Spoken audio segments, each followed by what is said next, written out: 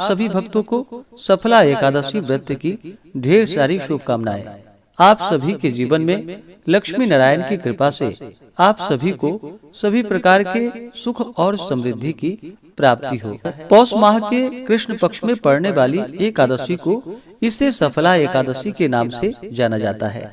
इस दिन भगवान विष्णु, माता लक्ष्मी और भगवान विष्णु के नारायण स्वरूप का पूजन किया जाता है।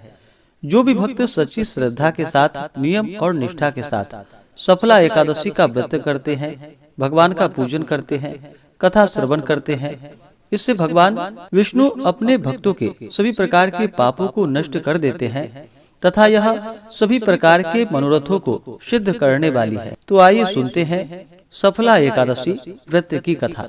तो बोलिए प्रेम से भगवान विष्णु की जय, माता लक्ष्मी की जय। एक समय की बात है, एक बार महाराज युधिष्ठिर और भगवान श्री कृष्ण बैठे थे।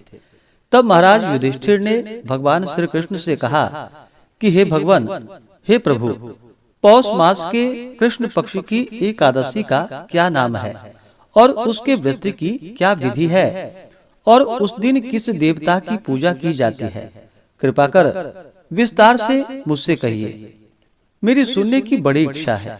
युधिष्ठिर के ऐसे वचन को सुनकर भगवान श्री कृष्ण बोले कि हे पांडु नंदन, पौष कृष्ण एकादशी को सफला एकादशी कहते हैं। इसके देवता नारायण हैं। इस एकादशी को इन्हीं की पूजा होती है। नारायण दक्षिणा सहित यज्ञों से जितना संतुष्ट नहीं होते, उतना संतुष्ट एकादशी व्रत सहित रात्रि जागरण से संतुष्ट हो जाते हैं। जिस प्रकार देवताओं में विष्णु, मनुष्यों में ब्राह्मण, नागों में शेषनाग, पक्षियों में गरुड़ श्रेष्ठ है, उसी प्रकार व्रतों में एकादशी व्रत श्रेष्ठ है। एकादशी का व्रत करने वाला पुरुष धन्य है और मेरा भी पूज्य है। मैं भी उसकी पूजा करता हूँ। सफला नामक इस एकादशी में ऋतु में उत्पन्न होने वाले प्राप्य फलों से भक्ति पूर्वक नारायण की पूजा करनी चाहिए अथवा नारियल, नींबू, अनार, सुपारी, लवंग आदि अर्पण कर धूप एवं दीप दान करनी चाहिए।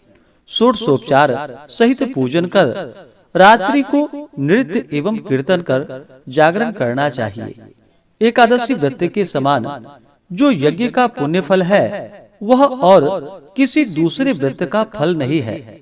5 वर्ष तप करके जो पुण्य फल प्राप्त होता है वह पुण्य फल इस सफला नामक एकादशी व्रत के करने से हो जाता है। अब आप सफला एकादशी व्रत की कथा को सुनिए। हे राजन, पूर्व काल में महिष्मान नाम का एक राजा था, जिसकी राजधानी चंद्रावली थी। उस राजा के 4 पुत्र थे। सबसे बड़े पुत्र का नाम लुम्पक था। वह बड़ा ही दुष्ट, महानीच, पापी, धूर्त, हरि निंदक और वैश्यागामी था। साधु, वैष्णव एवं देवद्रोही था। उसके पिता ने उसे बहुत बार समझाया, मगर उसकी समझ में कुछ नहीं आया। तब विवश होकर राजा ने उसे देश निकलने का दंड दिया। राजकुमार लुम्पक दंडित हो पास के ही एक वन में जाकर रहने लगा और अपने पिता के ही राज्य में चोरी और डाके डालने लगा और फिर प्रजा को तंग करने लगा। राजा के अनेकों प्रयत्न करने पर भी वह पकड़ा जाकर दंडित नहीं हो सका। उसका उत्पात एवं हत्या कार्य दिन दुना और रात चौगुना बढ़ता ही गया और वह एक महान पापी हो गया। परंतु संयोगवश उसने अपना स्थान जहाँ बनाया था वह एक पुराने पीपल के नीचे था और वह किसी समय किसी की तपोभूमि रह चुकी थी। एक दिन लुम्पक को अपना शरीर कुछ अस्वस्थ मालूम हुआ, अस्तु उसने उस दिन कुछ भी भोजन नहीं किया। दूसरे दिन एकादशी थी। लुम्पक को बड़े जोरों का ज्वर हो आया और वह दिन भर अचेत ही पड़ा रहा। मध्याह्न के समय में उसे कुछ भूख सी मालूम हुई और वह धीरे धीरे चलकर वन से ज्यों त्यों करके कुछ फल लेकर आया और उस पीपल के नीचे बैठ गया। थकावट से उसका शरीर पुनः भारी हो गया और फलों को खाने की इच्छा ही नहीं हुई। तब उसने फलों को उसी पीपल की जड़ में रखकर कहा कि लीजिए वासुदेव भगवान, अब यह फल आपको ही अर्पण है। यह कहकर वह उसी जगह पड़ा रहा और रात भर कराहता और छटपटाता रहा। संयोग इसी को कहते हैं कि इच्छा से अथवा अनिच्छा से वह 10वीं से नियम पूर्वक रहकर एकादशी को भूखा रहा। संध्या समय ऋतु फलों को श्री वासुदेव को अर्पण कर रात भर जागता रहा। इस महापुण्य से उसके आज तक के समस्त पाप जलकर राख हो गए और उसके हृदय में ज्ञान का प्रकाश उदय हो गया। उसी समय एक सुंदर घोड़ा अनुपम और दिव्य साजों से सजा हुआ उसके सामने आकर खड़ा हुआ। राजकुमार लुम्पक घोड़े को देख ही रहा था कि उसके कानों में साफ साफ सुनाई दिया कि हे राजकुमार, कल संध्या समय तुमने एकादशी व्रत करके ऋतु फलों से मेरी जो पूजा की थी उसके पुण्य फल से तुम्हारे सभी पाप नष्ट हो गए, साथ ही तुम्हारी प्रकृति भी बदल गई। अब तुम इसी घोड़े पर सवार हो अपने पिता के पास चले जाओ, वह तुम्हें आदर पूर्वक रख लेंगे और तुम्हें तुम्हारा खोया हुआ राज्य भी देंगे।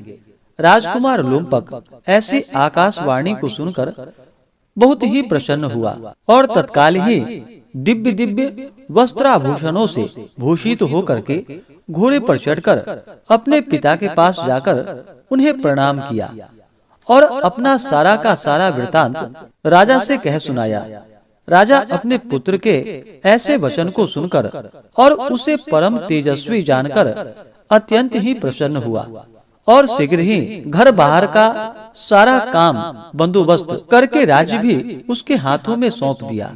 राजकुमार ने अत्यंत निपुणता के साथ अपने राज्य को संभाला और फिर प्रजा भी संतुष्ट हो गई।